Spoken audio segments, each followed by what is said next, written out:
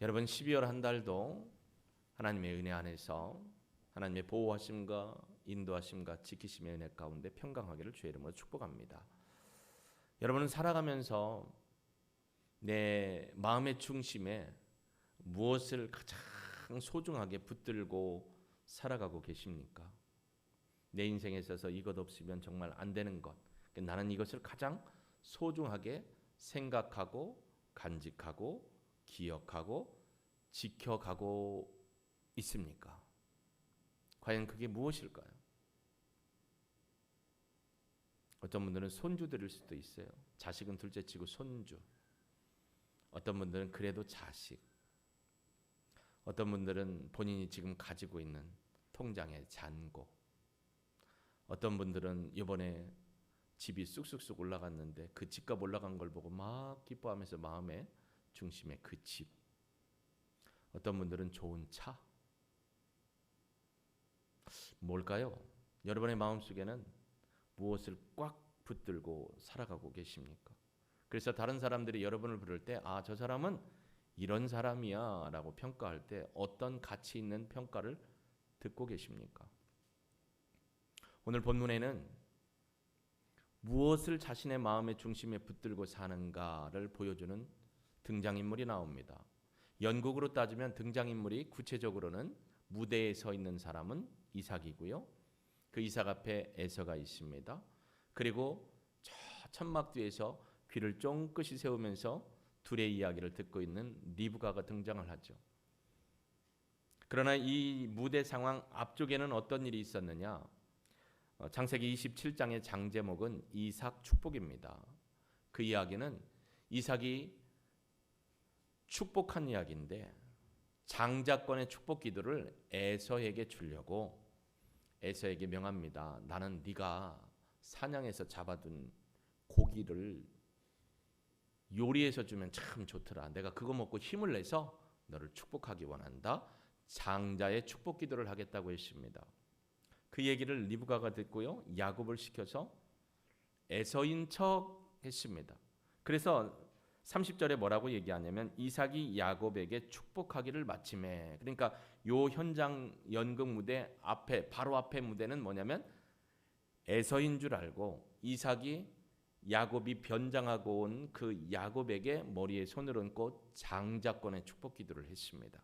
그리고 싹 빠져나가자마자 연이어서 에서가 사냥해서 잡아온 고기를 가지고 요리를 해서 아버지 앞에 이렇게 가지고 옵니다. 그러면서 이럽니다. 아버지, 제가 사냥을 해서 아버지가 좋아하는 음식을 요리해 왔습니다. 이제 이거 드시고 힘을 내서 저한테 기도해 주십시오. 어떤 기도를 해달라는 걸까요? 장자권의 축복 기도예요. 여러분, 그냥 기도가 아니에요. 장자권의 축복 기도는 뭐냐면 장자에게만 주신 하나님의 특권으로서 하나님의 언약의 기업을 마음에 새기고 그 언약의 기업을 끝까지 지키며 간직하며 살아가는 자에게 주시는 축복 기도가 장자의 축복 기도예요. 그런데 그걸 누가 사모했냐면 야곱이 사모했어요. 사실 25장에 가면 야곱과 에서와 야곱이 출생하게 된 비밀이 나옵니다. 그 리브가에게 하나님께서 그러죠. 얘야, 둘째 애가 더 큰 민족이 되고 첫째 아이는 둘째 민족을 섬길 것이다 라고 얘기를 하셨죠. 물론 그 말씀대로 가지만 문제는 에서에게 있습니다. 왜냐하면 장자에게 주는 축복 기도는 누구에게만 흘러가냐면 장자에게만 가는 거예요. 그러니까 하나님이 주신 특별한 축복권이에요. 왜 그럴까요? 여러분, 출애굽 상황 나중에 보면 알겠지만 그때 출애굽 상황에서 누구를 하나님이 이스라엘 백성은 살려주고 에집트의 백성들은 죽였죠? 죽게 했냐면 장자입니다. 첫 태생입니다. 여기도 보면 장자에게만 주는 축복 기도인데 장자라고 해서만 주는 게 아니고요. 하나님의 언약의 유업의 기업을 이어가기로 그 언약을 붙들고 이어갈 것을 약속하는 자에게 부어주는 축복 기도예요. 그런데 에서가 문제예요. 목사님, 에서가 뭐가 문제인데요? 에서가 문제입니다. 목사는 강단에 올라서 헛소리 안 합니다. 있는 그대로 얘기해요. 에서가 문제라니까요. 못 믿겠지요. 자, 25장 찾아갑니다. 창세기 25장 27절부터 34절입니다. 창세기 25장 27절에서 34절. 성경을 교회에서 비치 못하도록 했기 때문에 화면에 띄워주지 못하면 어쩔 수 없습니다. 같이 읽겠습니다. 27절에서 34절. 그 아이들이 장성함에 에서는 익숙한 사냥꾼이었으므로 들사람이 되고 야곱은 조용한 사람이었으므로 장막에 거주하니 이삭은 에서가 사냥한 고기를 좋아하므로 그를 사랑하고 리브가는 야곱을 사랑하였더라. 야곱이 죽을 쑤었더니 에서가 들에서 돌아와서 심히 피곤하여 야곱에게 이르되 내가 피곤하니 그 붉은 것을 내가 먹게 하라 한지라. 그러므로 에서의 별명은 에돔이었더라. 야곱이 이르되 형의 장작 명분을 오늘 내게 팔라. 에서가 이르되 내가 죽게 되었으니 이 장자의 명분이 내게 무엇이 유익하리요. 야곱이 이르되 오늘 내게 맹세하라. 에서가 맹세하고 장자의 명분을 야곱에게 판지라. 야곱이 떡과 팥죽을 에서에게 주매 에서가 먹으며 마시고 일어나갔으니 에서가 장자의 명분을 가볍게 여김이었더라. 여러분, 누가 문제라고요? 에서가 문제예요. 이미 아버지를 통해서 할아버지를 통해서 들었던 장자권의 축복의 이야기를 어떻게 여겼다고요? 경히 여겼습니다. 야, 내가 지금 배고파 죽겠는데 무슨 장자권의 명분이 내게 유익하냐. 그러니까 빨리 그거 줘. 내가 너한테 넘길게. 보세요. 야곱이 그럽니다. 확인을 시킵니다. 그렇게 얘기하지. 야곱이 이르되 형의 장자의 명분 오늘 내게 팔라. 에서가 이르되 내가 배고파 죽겠어. 나의 형편이 이런데 그게 뭐가 지금 나에게 필요해. 소용없어. 야곱이 이릅니다. 맹세할 거냐? 내가 맹세한다. 장자의 명분을 야곱에게 팔았습니다. 34절에 에서가 장자의 명분을 어떻게 여겼다고요? 가볍게 여겼다. 장자의 명분이 뭐라고요? 하나님의 언약을 마음에 붙들고 간직하고 그 언약을 기업으로 이어 지킬 수 있는 사람에게만 주는 축복 기도예요. 그런데 에서는 장자에게 주어지는 축복 기도를 경히 여겼어요. 그거 중요하지 않게 생각했어요. 그게 뭐야? 내 현실이 지금 중요한데, 내가 지금 사업이 망하게 됐는데, 내가 지금 어렵게 되었는데, 우리 가정이 지금 어려운 상황인데, 아프고 힘들어 병들어 죽게 됐는데 하나님의 말씀이 뭐가 그렇게 중요해? 하나님의 언약이 뭐가 그렇게 중요해? 내가 먼저지라고 생각을 한 거죠. 그런데 히브리서를 쓴 기자는 이걸 뭐라고 표현했느냐? 히브리서 12장 16절에 보면 이렇게 이야기를 해주고 있습니다. 제가 읽습니다. 음행하는 자와 혹 한 그릇 음식을 위하여 장자의 명분을 판 에서와 같이. 자, 한 그릇 뭐라고요? 한 그릇 음식을 위하여 장자의 명분을 팔았습니다. 근데 그 뒷말이 더 중요합니다. 다시 읽어드릴게요. 음행하는 자와 혹 한 그릇 음식을 위하여 장자의 명분을 판 에서와 같이 망령된 자가 없도록 살피라. 에서가 장자의 명분을 판 행동이 뭐라고요? 망령된 행동. 망령된다라는 건 하나님을 경히 여기고 하나님을 중히 여기지 않으며 하나님의 말씀을 우습게 여겼다라는 거예요. 하나님의 언약의 말씀을 우습게 여기는 것입니다. 여기에는 36,500가지의 약속이 있습니다. 36,500가지의 약속이 저는 반드시 응할 줄로 믿습니다. 여러분이 믿든지 안 믿든지. 왜? 하나님은 거짓이 없으신 분입니다. 하나님은 진실한 분이십니다. 하나님은 속이는 분이 아니십니다. 하나님은 우리 인간처럼 말해놓고 속이는 거. 아우, 나 그렇게 얘기한 적 없어. 아니야, 내가 그거 한 거 잘못했어. 아니야. 바꿔. 없었던 일로 해. 안 하셔요. 하나님의 신실하심을 두고 맹세하지만 하나님의 말씀을 경히 여기는 자에게는 응분의 대가가 있습니다. 여러분, 하나님의 언약의 장자권의 축복이 얼마나 소중한지를 알 텐데 경히 여겼어요. 뭐 때문에요? 자신이 지금 배고파 죽겠대요. 오늘 우리의 현실적인 신앙으로 얘기해 볼까요? 내가 지금 경제적으로 어려워. 내가 지금 신체적으로 어려워. 내가 지금 사업에 미치게 생겼어. 근데 하나님 앞에 예배드리는 게 뭐가 소중해? 하나님의 말씀대로 사는 게 뭐가 중요해? 지금 내가 죽게 됐는데. 이 말하고 별반 다를 게 뭡니까? 하나님은요, 하나님을 위해 목숨을 거는 사람을 하나님도 목숨을 걸고 붙드시고 구원해 주시는 분입니다. 저는 이걸 수십 번 경험을 했어요. 하나님의 말씀이 왜 소중할까요? 요한복음에 보면 태초에 말씀이 계시니라. 이 말씀이 하나님과 함께 계셨으니 이 말씀이 곧 하나님이시다라고 했어요. 이 로고스가 하나님이십니다. 그 로고스가 예수님이에요. 예수님이 곧 하나님이십니다. 예수님이 곧 말씀입니다. 말씀의 언약은 결국 예수님이에요. 우리가 예수 그리스도를 요한복음 8장에 보면 뭐라고 했죠? 진리를 알지니 진리가 너희를 자유케 하리라. 진리 대신 예수님만이 참이에요. 하나님의 말씀이에요. 근데 예수님의 정체가 뭐예요? 정체성이 하나님의 아들 그리스도 구세주. 오늘 대표 기도하신 분에게 저 감동이 되십니다. 다 복음 기도예요. 복음적인 기도. 여러분, 예수 그리스도는 하나님의 아들이십니다. 그분이 교회를 세우셨어요. 그분이 교회의 주인이세요. 그래서 교회를 뭐라고 하냐면 하나님 아버지의 집이라고 해요. 그리스도의 몸이라고 해요. 성령의 전이라고 해요. 그리스도의 몸된 곳이 교회입니다. 하나님의 말씀이 계신 곳이 교회입니다. 이 교회가 하나님의 말씀입니다. 언약, 하나님의 언약을 이룰 수 있는 통로가 교회입니다. 이 말씀이 무너지면 교회도 무너지는 거예요. 그런데 에서는 말씀을 무시했습니다. 말씀의 중심인 삶을 살지 않고 있어요. 제가 서두에 여러분한테 여쭈었죠. 여러분의 마음 중심엔 뭐가 자리 잡고 있느냐? 여러분, 그리스도의 몸이 교회입니다. 교회를 핍박하고 박해하는 건 그리스도를 핍박하는 겁니다.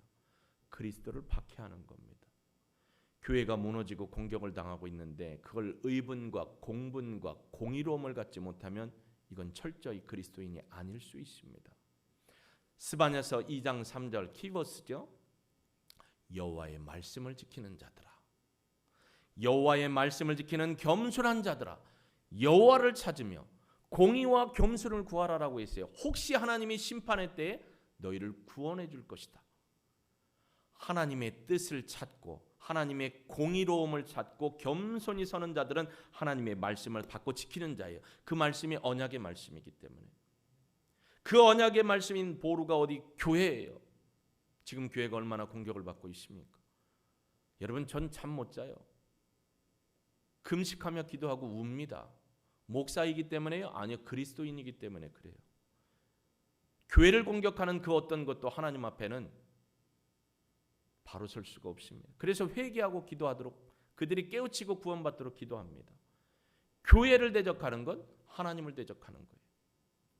심판의 직면에 있는 거예요. 그리스도인들을 대적하는 것, 교회를 대적하는 거예요. 하나님을 대적하는 거예요. 목사님, 그게 어디 성경에 써 있습니까? 자, 사도행전 9장에 보면 사도 바울이 간증을 합니다. 그렇죠?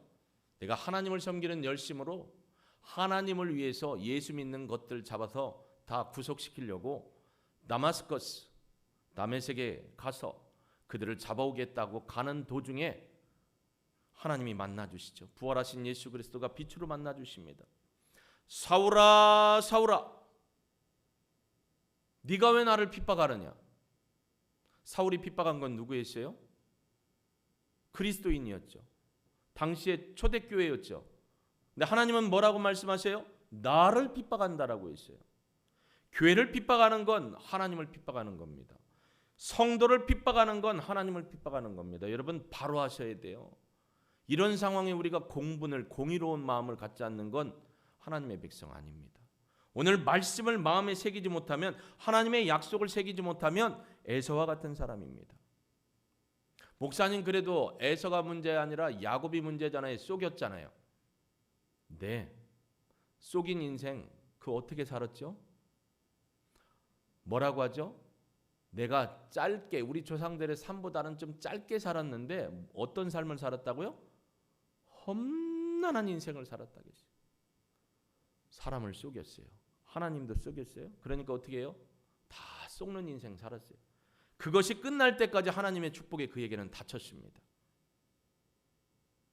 여러분, 우리가 범죄하면요, 하나님 앞에 회개하여 용서를 받지만 죄의 대가는 다 치러야 돼요. 예수님이 치러주셨으니까 나는 범죄해도 된다? 천만의 말씀이에요. 그 쓴 뿌리의 결과는 여러분이 먹어야 돼요. 하나님은 용서해 주지만 그 대가를, 그래서 다윗도 범죄함에 대해서 용서해 주셨지만 그가 밧세바와 불륜 관계에 낳았던 자녀가 죽었어요. 고통의 심령을 살았어요. 그게 죄의 대가예요. 여러분, 야곱은 축복의 사람이 되었지만 그 전까지는 그가 베푼 인생, 속임의 인생 속에서 너무나 고통스러운 삶을 살았어요. 야곱이 문제가 아니에요. 아까 그랬잖아요. 장자의 명분, 하나님의 언약의 말씀을 너무 쉽게 여겼어요. 믿지 않았어요. 가볍게 여겼어요. 망령되이 여겼어요. 또 있어요. 자, 26장, 창세기 26장입니다. 창세기 26장 34절과 35절을 우리 함께 보시겠습니다. 34절과 35절 말씀 찾으셨죠? 함께 읽겠습니다. 에서가 40세에 헷 족속 브에리의 딸 유딧과 헷 족속 엘론의 딸 바스맛을 아내로 맞이하였더니 그들이 이삭과 리브가의 마음에 근심이 되었더라. 여러분, 여기도요, 내 딸, 우리 자녀, 아들 빨리 장가 좀 갔으면 하는 분 많이 계시잖아요.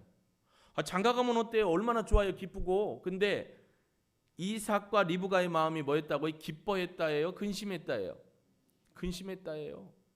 아니, 장가 보냈는데 왜 근심해요? 바로 34절에 나옵니다.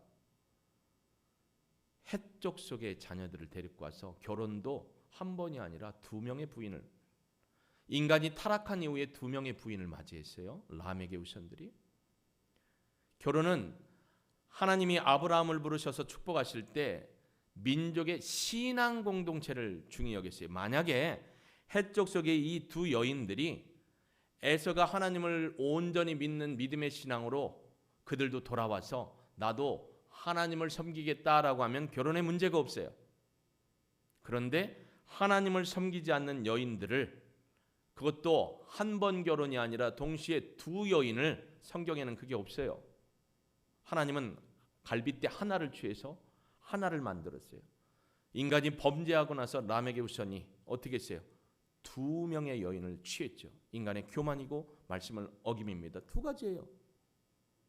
하나님의 순수한 신앙 공동체성을 깨뜨렸어요. 하나님의 언약.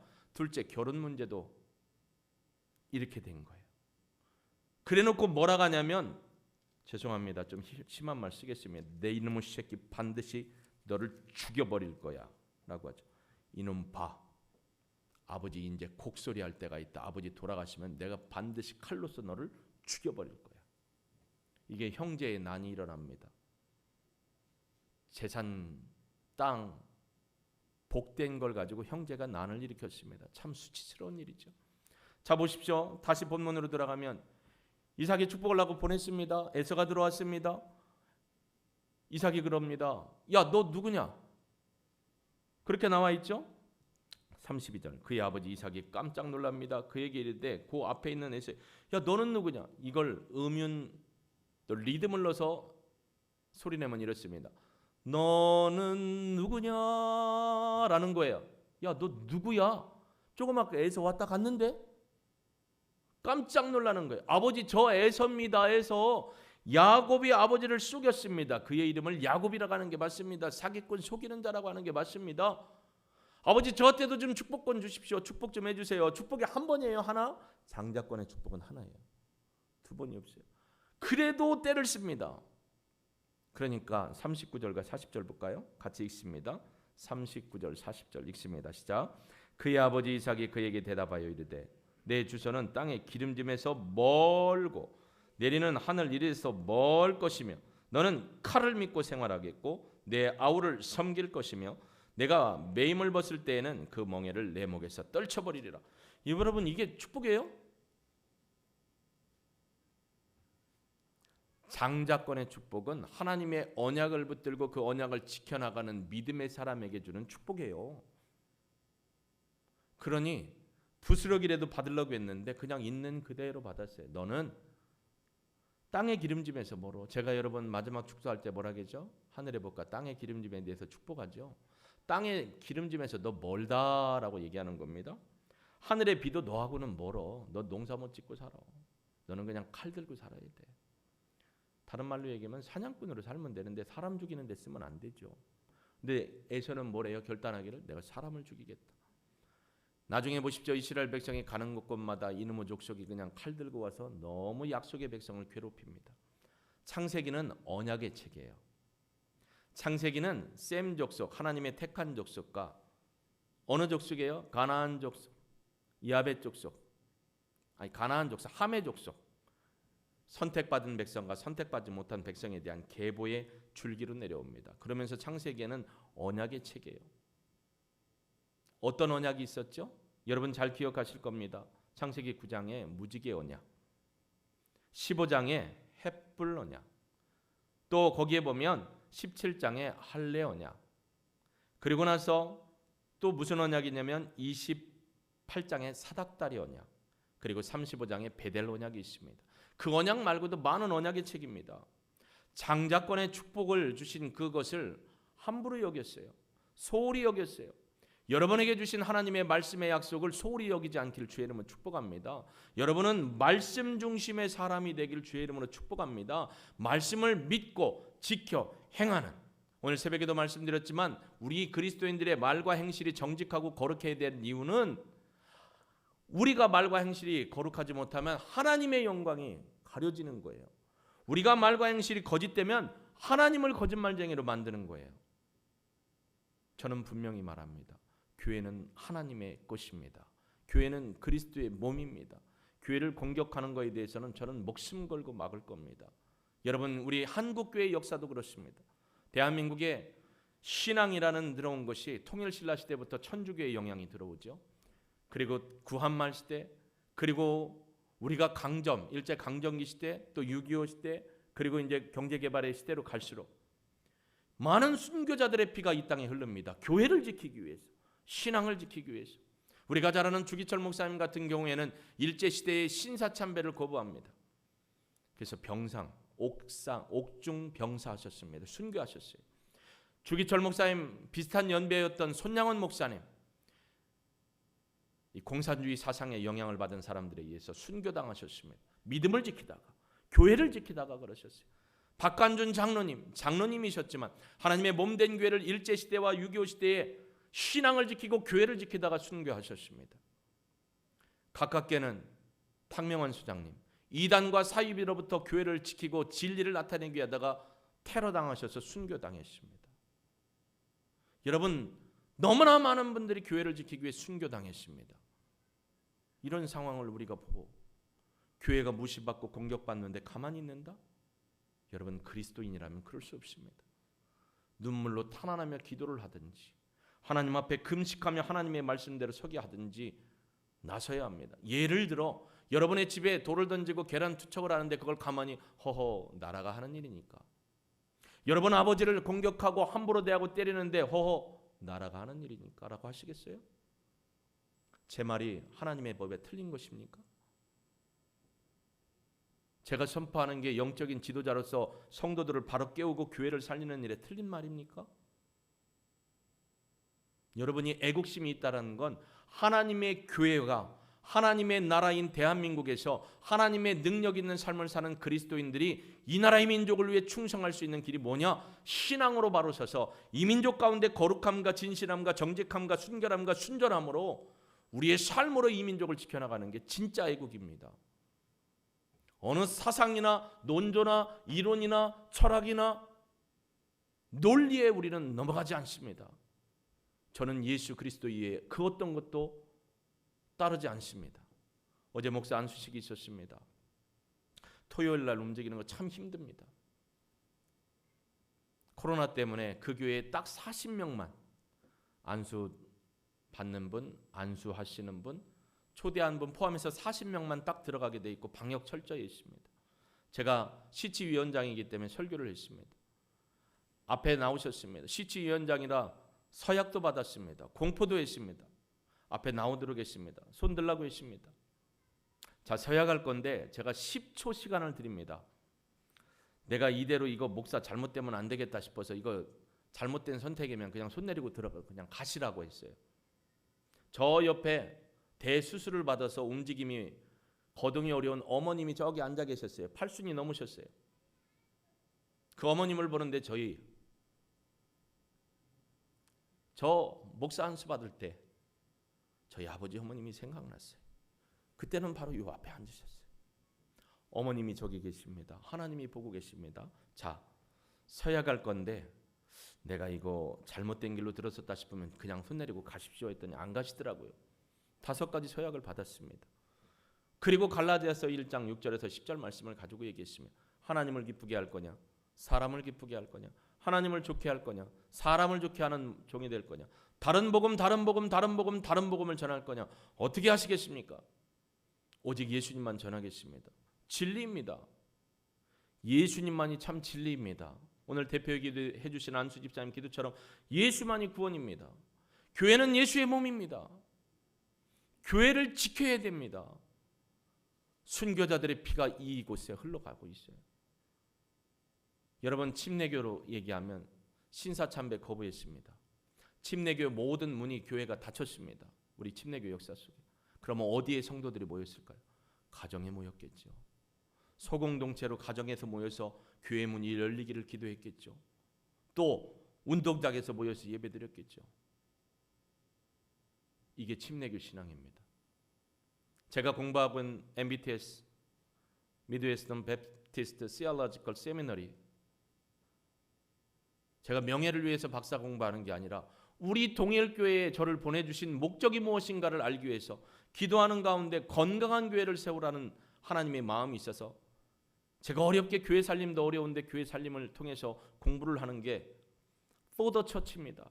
그 학교의 캐치프레이즈가 교회를 위해예요. 교회. 건강한 교회를 살리고 이 땅에 반석 위에 하나님의 교회를 세우는 건데 교회가 어려움이 있는데 어떻게 우리가 교회를 지키지 않을 수 있습니까? 교회를 살리는 게 하나님의 영광입니다. 하나님의 언약의 말씀을 붙들고 사는 사람은 교회를 지킵니다. 여러분, 말씀 붙들고 사십시오. 저는 분명하게 얘기하지만 경험주의적인 신앙보다 말씀을 믿고 말씀에 붙들려 사는 신앙을 더 귀히 여깁니다. 그건 거짓말이 아니거든요. 여러분, 예수님이 여러분을 왜 부르셨습니까? 왜 우리를 위해 예수님이 십자가에 달려 죽으셨습니까? 교회를 통해서 하나님의 나라를 확장하도록 해주셨어요. 지금 12조 제자도 프로젝트를 하시는 분들 다 아실 거예요. 교회가 그리스도의 몸, 교회를 통해서 하나님이 일하신다는 것을. 그렇기 때문에 교회를 지켜야 합니다. 저는 새벽에 택시 타고 와서 새벽 기도 드리는 분을 보고 감동이 됐습니다. 저한테 얘기하면 차량 운행을 할 건데 택시를 타고 새벽 예배를 와요. 내 눈물을 흘렸어요. 듣기로는 교회를 지키기 위해서 새벽을 택시 타고 오셨대요. 제가 너무 부끄러웠습니다. 저는 힘들 때 새벽에 빠지기도 했습니다.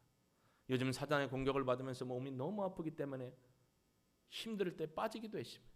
교회를 지키기 위해서 택시를 타고 새벽에 오셨대요. 제가 그 소리를 듣는데 너무 눈물이 났습니다. 본인이 한 얘기도 아니에요. 그러니 제가 어떻게 축복하지 않을 수 있습니까? 여러분, 교회를 세우고 교회를 살리는 게 하나님의 뜻입니다. 여러분, 반석이라는 말이 어떤 의미냐면요, 내가 이 반석 위에 교회를 쌓는다. 이 반석은 마태복음 16장 16절에 주는 그리스도시요 살아계신 하나님의 아들이십니다. 이 반석의 원어적인 의미가 뭐냐면 예수님이 그때 당시에 말씀하셨던 내가 이 반석에 세운다는 건요, 모두가 진흙벌입니다. 이 우리 교회 이 모두가 다 진흙벌인데 가운데에만 굳건한 돌이 있어서 거기에 올라가야 빠져지지 않습니다. 나머지는 진흙벌이라 늪 같은 거라 다른 곳에 있으면 점점점 내 몸이 늪에 빠지는 것처럼 진흙에 빠지는 것처럼 빠져들어갑니다. 그런데 그 한가운데 있는 바위, 그건 빠지질 않아요. 그 위에 올라가면 산다라는 개념이 반석이라는 개념이에요. 그래서 예수가 반석입니다. 교회가 반석입니다. 예수만이 구원이 있습니다. 교회가 무너지면 여러분의 신앙 다 무너지는 거예요. 여러분도 다 진흙벌에 빠져 들어가는 겁니다. 교회를 위해 생명 거십시오. 목사님, 저는 목사가 아닌데요. 아니요. 저는 목사로서 생명 거는 게 아니라 성도로서 생명을 건다는 겁니다. 교회를 지키기 위해서. 저는 그냥 기능적으로 목사일 뿐이에요. 하나님이 기름 부어서 이 자리에 세워서 말씀을 강론하라고. 그래서 말씀 연구하는 일에 시간을 투자할 수밖에 없습니다. 어제도 어떤 나이 많은 목사님이 목사 안수 받는 분한테 권면을 했습니다. 목사가 되면 사도행전 6장 4절 말씀과 기도에 전무해야 합니다. 말씀으로 성도들을 못 먹이면 성도들은 다 변질됩니다. 제게 주시는 말 레마로 그 시간 들었습니다. 여러분, 그래서 투자하고 연구하고 힘들어도 말씀 앞에 서는 겁니다. 그러나 여러분은 교회를 지키셔야 돼요. 이 교회를 지키기 위해서 생명 거셔야 합니다. 공동체는 피를 나눈 형제예요. 유기적인 관계예요. 하나님의 교회 살리십시오. 하나님의 교회 살리기를 주의 이름 축복합니다. 한 번만 더 할게요. 정말 비장의 목소리로 하신 건지는 모르겠지만 하나님의 교회가 공격당할 때 여러분 금식하며 기도하며 하나님의 교회를 살리기를 주의 이름 축복합니다. 여러분이 하셔야 할 일이에요. 하나님은 그런 분들을 귀히 여기십니다. 나를 존중히 여기는 자를 내가 존중히 여긴다. 주님이 말씀하셨습니다. 이 믿음으로 우리가 말씀 중심의 사람이 되어서 말씀대로 말하고 말씀대로 행하는 삶으로 하나님의 영광을 드러내는 신실한 하나님의 백성 다 되시기를 주님의 이름으로 축복합니다. 하나님, 말씀이 중심이 되어서 말씀대로 살아가는 하나님의 거룩한 믿음의 백성들 되게 도와주시고 하나님이 주신 언약을 끝까지 기업으로 지키며 지켜나가는 장자권의 복을 누리는 우리 성도들 되게 도와주옵소서. 감사를 드리며 예수님의 이름으로 기도합니다. 아멘.